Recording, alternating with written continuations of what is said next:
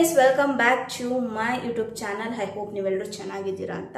So ಇವತ್ತಿನ vlog ಬಂದ್ಬಿಟ್ಟು ಇವತ್ತು ನಿಮಗೆ ಹಲಸಿನಕಾಯಿ ಬೀಜದಿಂದ ಪ್ರೋಟೀನ್ ಲಡ್ಡುನ ಯಾವ ರೀತಿ ಮಾಡೋದು ಅಂತೇಳಿ ಈ ಒಂದು ವಿಡಿಯೋದಲ್ಲಿ ತೋರಿಸ್ಕೊಡ್ತೀನಿ.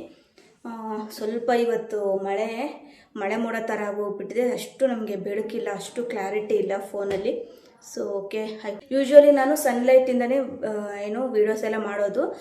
ನನಗೆ ಎಕ್ಸ್ಟ್ರಾ ಲೈಟ್ ಎಲ್ಲ ನಾನು ಯೂಸ್ ಮಾಡಲ್ಲ. ರಿಂಗ್ ಲೈಟ್ ಎಲ್ಲ ಇದೆ, ಏನಕ್ಕೆ ಯೂಸ್ ಮಾಡಲ್ಲ ಅಂತೇಳಿದರೆ ಅದು ಪ್ಲಗ್ ಎಲ್ಲ ಹಾಕಬೇಕು, ಒಂಥರ ಏನು ಗೊತ್ತಾ, ಒಂಥರ ಫಿಲಮ್ ಶೂಟ್ ನಡೀತಾ ಇರುತ್ತಲ್ಲ, ಸೊ ಆ ಫೀಲ್ ಕೊಟ್ಬಿಡುತ್ತೆ ನನಗೆ. ಸೊ ಹಾಗಾಗಿ ಅದೆಲ್ಲ ನಾನು ಯೂಸ್ ಮಾಡಲ್ಲ. ನಮ್ಮ ಮನೇಲಿ ಜಾಸ್ತಿ ಬೆಳಕು ಎಲ್ಲ ಚೆನ್ನಾಗೇ ಇದೆ. ಈ ರೀತಿ ಮಳೆ ಎಲ್ಲ ಬರ್ತಾ ಇದ್ರೆ, ಮಳೆ ಮೋಡ ಆದ ಮಾತ್ರ ಸ್ವಲ್ಪ ಕತ್ಲು ಅನಿಸುತ್ತೆ, ಅದು ಬಿಟ್ಟರೆ ಏನೂ ತೊಂದರೆ ಇಲ್ಲ. ಸೊ ಹಾಗಾಗಿ ಲೈಟ್ ನಾನು ಯೂಸ್ ಮಾಡೋದಿಲ್ಲ, ಯೂಶ್ವಲಿ ಮಾಡಲ್ಲ. ನೈಟ್ ಏನಾದರೂ ಶೂಟ್ ಮಾಡಿದರೆ ಮಾತ್ರ ಯೂಸ್ ಮಾಡ್ತೀನಿ. ಯಾವುದೋ 1-2 ವೀಡಿಯೋಸ್ ಮಾಡಿರ್ಬೋದು ಅಷ್ಟೇ. ಯೂಶ್ವಲಿ ನೈಟ್ ಕೂಡ ನಾನು ಶೂಟ್ ಅದು ಮಾಡಲ್ಲ. ಸೊ ಓಕೆ ಬಿಡಿ, ನೀವು ಸ್ವಲ್ಪ ಅಡ್ಜಸ್ಟ್ ಮಾಡ್ಕೊಳ್ಳಿ ಆಯಿತಾ. ಅದೆಲ್ಲ ಹಾಕ್ಬಿಟ್ರೆ ಒಂಥರ ಫಿಲ್ಮ್ ಶೂಟು ಎಷ್ಟು ಗೊತ್ತಾ, ನಮ್ಮನೇಲಿ ಏನು ಮಾಡ್ತಾಯಿದ್ದೀವಿ ಅಂತೆಲ್ಲ ಕೇಳ್ಬಿಡ್ತಾರೆ. ಸೊ ಹಾಗಾಗಿ ಅದು ಯಾವುದು ಯೂಸ್ ಮಾಡಲ್ಲ, ಹಾಗೆ ಎತ್ತಿ ಇಟ್ಬಿಟ್ಟಿದ್ದೀನಿ. ಸೊ ಎಲ್ಲ ಪ್ಯಾಕಪ್ ಮಾಡಿ ನೀಟಾಗಿ ಇಟ್ಬಿಟ್ಟಿರ್ತೀನಿ. ಸೊ ಹಾಗಾಗಿ ಅದೆಲ್ಲ ಯೂಸ್ ಮಾಡಲ್ಲ. ಸೊ ಓಕೆ, ಪರವಾಗಿಲ್ಲ, ಚೆನ್ನಾಗಿ ಕಾಣಿಸ್ತಾ ಇದೆ ಅಂತ ಅನಿಸ್ತಾ ಇದೆ.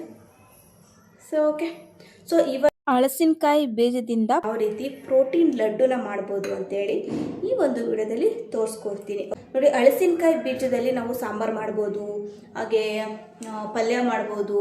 ಸೊ ಅಷ್ಟೇ ಯೂಶ್ವಲಿ ಮಾಡೋದು. ಬೇರೆ ಏನೆಲ್ಲ ಮಾಡ್ತಾರೆ ನನಗೆ ಗೊತ್ತಿಲ್ಲ, ನನಗೆ ಇವೆರಡೇ ಗೊತ್ತಿರೋದು. ಸೊ ಹಾಗಾಗಿ ಇವತ್ತು ನಾನು ಪ್ರೋಟೀನ್ ಲಡ್ಡು ಯಾವ ರೀತಿ ಮಾಡೋದು ಅಂತೇಳಿ ತೋರಿಸ್ಕೊಡ್ತೀನಿ. ಫಟಾಫಟ ಅಂತೇಳಿ ತೋರಿಸ್ಕೊಡ್ತೀನಿ. ತುಂಬ ಈಸಿ ಮಾಡೋದಾಯ್ತಾ. ಯಾವುದೇ ಒಂದು ಫುಡ್ ರೆಸಿಪಿ ಆಗಿರ್ಬೋದು, ತುಂಬ ಕ್ವಿಕ್ಕಾಗಿ ಮಾಡೋದು, ತುಂಬ ಈಸಿ ರೆಸಿಪಿನ ನಿಮಗೆ ಆದಷ್ಟು ತೋರಿಸ್ಕೊಡ್ತೀನಿ, ಓಕೆನಾ. ಸೊ ಬನ್ನಿ ವಿಡಿಯೋ ಸ್ಟಾರ್ಟ್ ಮಾಡೋಣ, ಟೈಮ್ ವೇಸ್ಟ್ ಮಾಡೋದು ಬೇಡ, ಓಕೆನಾ. So okay, let's start the video. Guys, ನಾವೀಗ ಹಲಸಿನಕಾಯಿ ಬೀಜದಿಂದ ಒಂದು ಪ್ರೋಟೀನ್ ಲಡ್ಡುನ ಯಾವ ರೀತಿ ಮಾಡೋದು ಅಂತೇಳಿ ನೋಡೋಣ.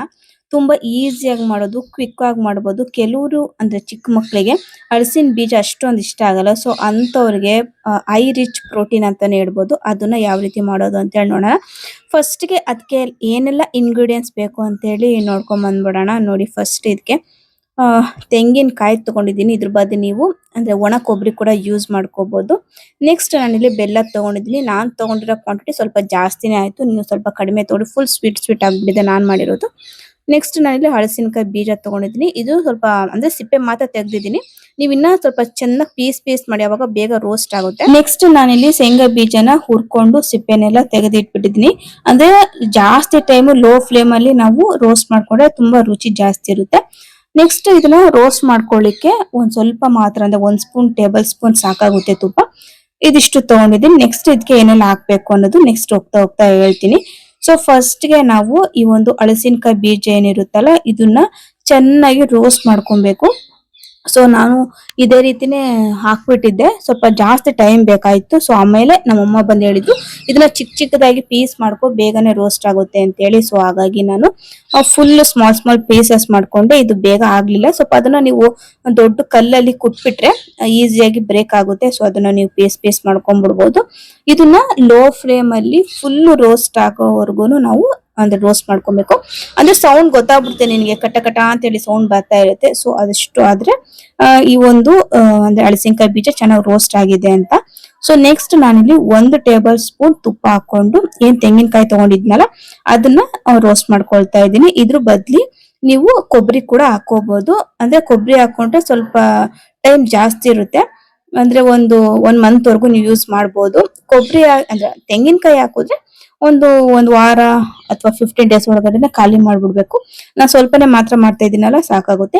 ನೆಕ್ಸ್ಟ್ ನಾನಿಲ್ಲಿ ಮಿಕ್ಸರ್ ಜಾರ್ಗೆ ಹುರಿದಿಟ್ಕೊಂಡಿರುವಂತಹ ಬೀಜಗಳನ್ನೆಲ್ಲ ಹಾಕ್ಬಿಟ್ಟು ಮಿಕ್ಸಿಯಲ್ಲಿ ನಾನು ಡ್ರೈ ಆಗಿ ಗ್ರೈಂಡ್ ಮಾಡ್ಕೊಳ್ತಾ ಇದ್ದೀನಿ. 1 ರೌಂಡ್ ಅಥವಾ 2 ರೌಂಡ್ ಸ್ವಲ್ಪ ತರಿಯಾಗೇನೆ ಮಾಡ್ಕೊಂಡಿದ್ದೀನಿ. ನೆಕ್ಸ್ಟ್ ನಾನೇನು ಅಂದ್ರೆ ಬೆಲ್ಲ ತಗೊಂಡಿದ್ನಲ್ಲ ಅದನ್ನ ಹಾಕೊಳ್ತೇನೆ. ಸ್ವಲ್ಪ ಜಾಸ್ತಿ ಆಯ್ತು, ನೀವು ಸ್ವಲ್ಪ ಕಡಿಮೆ ಕ್ವಾಂಟಿಟಿಯಲ್ಲಿ ಹಾಕೊಳ್ಳಿ.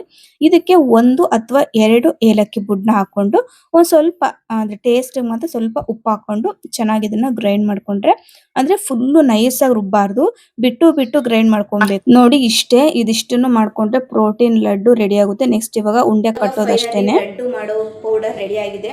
ಸೊ ನಾವಿವಾಗ ಉಂಡೆ ಕಟ್ಟೋದಷ್ಟೇನೆ.